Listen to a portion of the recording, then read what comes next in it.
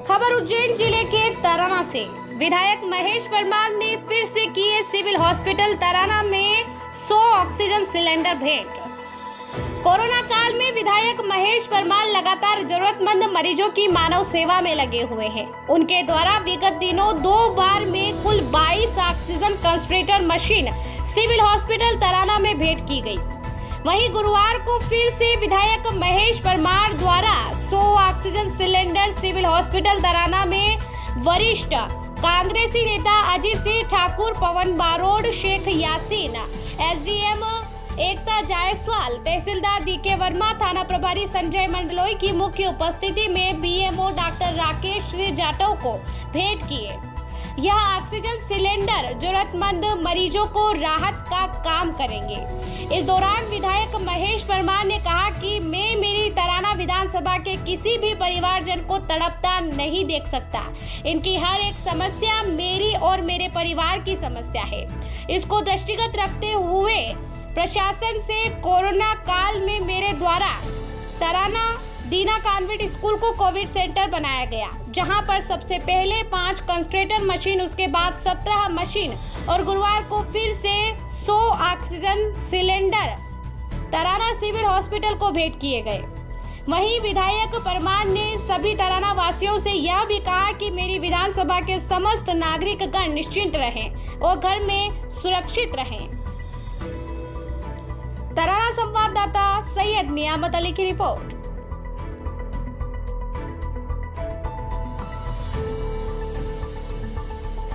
Civil hospital Tarana में मरीजों को स्वास्थ्य को ध्यान में रखते हुए आप पिछली बार भी ऑक्सीजन मशीनें दी और अभी भी सिलेंडर लेके आए हैं, क्या कहेंगे?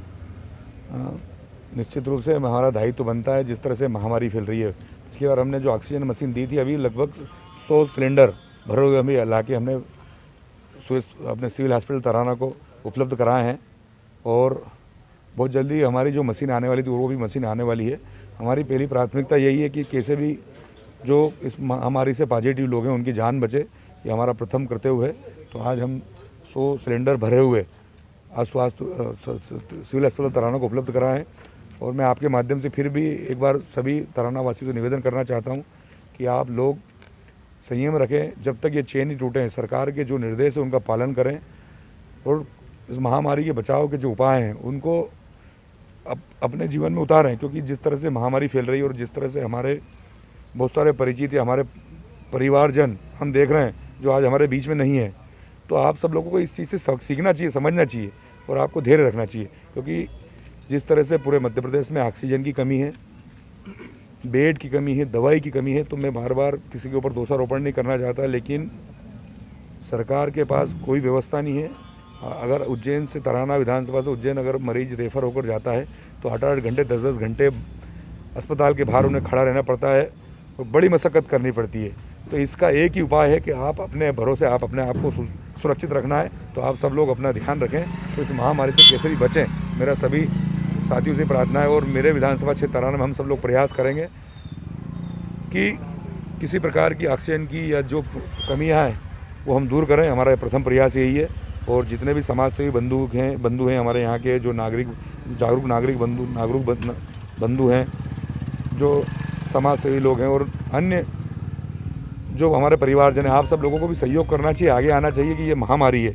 इस समय इस महामारी में अगर हम सब लोग एकजुट होकर लड़ेंगे तो निश्चित रूप से जीतेंगे। इस समय हमें किसी प्रकार की किसी के ऊपर टिप्पणी नहीं करना है और इस महामारी से लड़ना, यही हमारा प्रयास है।